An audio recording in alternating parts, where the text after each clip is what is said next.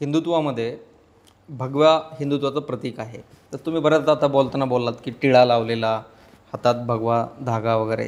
हिंदुत्वातल्या कोणत्या गोष्टी आहेत ज्या हिंदुत्वाचं प्रतीक आहेत, हिंदुत्वाची ताकद आहे? बरं, हे बघा, मुळात तुम्ही जो पहिल्यांदा शब्द वापरला, एक माणूस की धर्म. शेवटी प्रत्येकजण माणूस आहे. पण कोणीतरी मच्छरदाणी टोपी घालतो म्हणून एका धर्माचा आहे.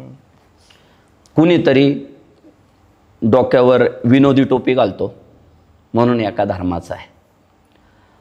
मग जेव्हा वेगवेगळी लोक आपापला धर्म जगाला दाखवू राहिले की आम्ही या धर्माचे, आम्ही त्या धर्माचे, हिंदूंनी कसा दाखवायचा त्याचा धर्म?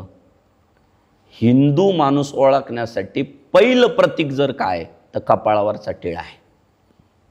मी एके ठिकाणी कीर्तनाला गेलो होतो. तिथला तो कोणतरी स्थानिक नेतृत्व असेल, वेगळ्या धर्मातला होता.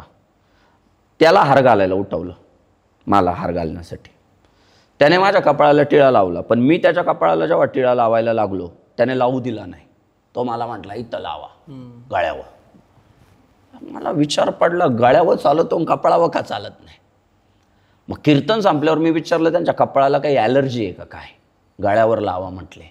तर त्या लोकांनी मला सांगितलं, महाराज ते हिंदू नाही आहे, त्यांचा धर्म वेगळा आहे आणि त्यांचा धर्म कपाळावर टिळा लावायला मान्यता देत नाही. मला गणितच सापडलं ना, तात्पर्यच सापडलं. ज्याच्या कपाळाला टिळा तो हिंदू, कारण त्यांचा धर्म तर मान्यता देत नाही.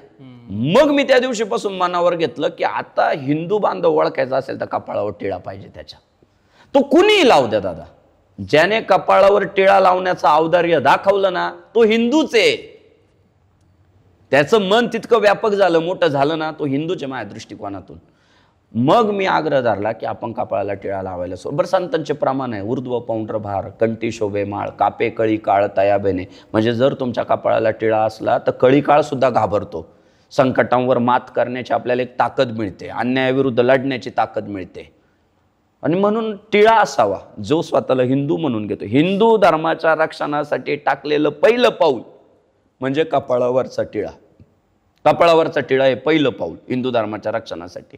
आता हा मडीचा धागा आहे. हा मडीला जी कानिपनाथ महाराजांची समाधी, तिथला धागा आहे. कोणी भाद्रा मारुतीला जातं तिथं बांधतो, कोणी सिद्धिविनायकाला जातो तिथं बांधतो. हिंदू धर्मामध्ये मग आहे हे बाकीचं सगळं.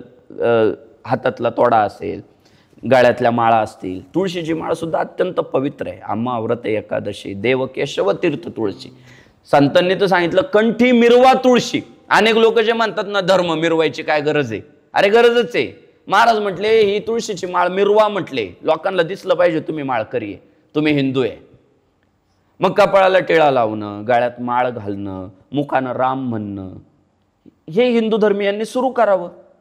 आणि झालंय, शाळेत पोरं टिळा लावून जात आहे.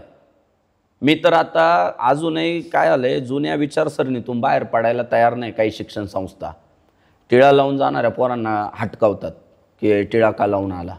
अरे पेऊन आलेले शिक्षक चालतात. मागे एक व्हिडिओ व्हायरल झाला होता, तो शिक्षक पेऊनच जातो शाळेत, मग टिळा लावून आलेला विद्यार्थी नाही चालत. मग अनेक लोक म्हणे नाही, मग दुसऱ्या धर्माचे म्हणतील की आम्ही आमच्या धर्माचं प्रतीक लावून येऊ द्या ना, आम्हाला कळलं तरी किती आहे. अहो वर्गात 100 पोरं असले ना, त्यातले 95 हिंदू आहे, 5च इतर आहे. आणि मग त्या 5 इतरांचा विचार करून तुम्ही 95 पोरांना म्हणताय टिळा लावून यायचा नाही. भांडणं होणार, मग आमची पोरं शिरणार त्या शाळेत, होणार कांड. मग का 95 पोरं अन्याय होतो ना साहेब. 5 पोरांचा विचार करून त्यांना येऊ द्या, त्यांना काय त्यांचा धर्म मिरवायचा मिरवू द्या, पण आमचा टिळा थांबवू नका. आमच्या पोरांना टिळे लावून येऊ द्या. मी आता पुढच्या काळात, मुळात आता सध्या तर महाराष्ट्राचा शिक्षण मंत्री टिळ्यावाला आहे, दादाभाऊ भुसे. मी भेटणार आहे साहेबांना, कारण गावागावात गेले की लहान लहान मुलं मला येऊन भेटतात. बापू आम्ही टिळा लावून जातो, मॅडम बोलतात, प्राचार्य बोलतात. का बोलतात? अरे हिंदूंच्या करावर चालल्या शाळा सगळ्या, हिंदू कर देतोय म्हणून तुमचे पगार होत आहे. तुम्ही पोरांना म्हणताय टिळा लावून यायचा नाही, शेंडी ठेवायची नाही.